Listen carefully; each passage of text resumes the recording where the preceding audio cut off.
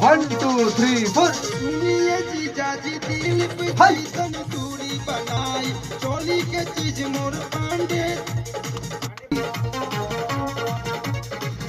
1 2 3 4 सुनिए जीजा जी दिल पे जैसन दूरी बनाई चोली के चीज मोर पर बिन पांडे रंगवा लगा अच्छा पांडे पर बिन से रंगाई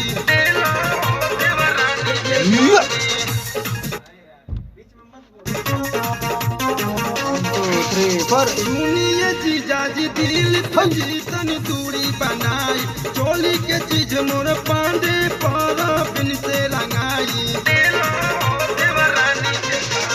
सुनिए जीजा जी दिल फजीसन दूरी बनाई चोली के चीज मोर पांडे पर बिन से रंगाई राधे राज समझी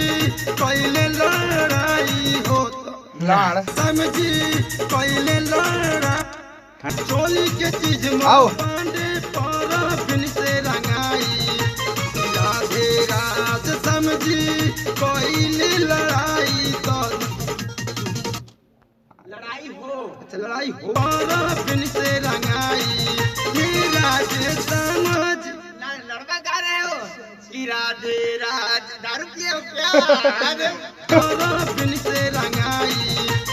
राधे राज समझी कोई लड़ाई हो तो तू ले बिहान हो जाए आइए अगली लड़ाई हो तो तू आइए बिहान हो जाए तो दीदी लड़ाई हो तो तू ले बिहान हो जाए बिना तो दीदी से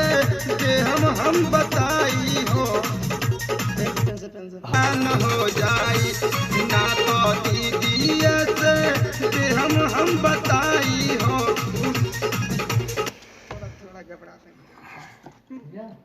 हम बताई हो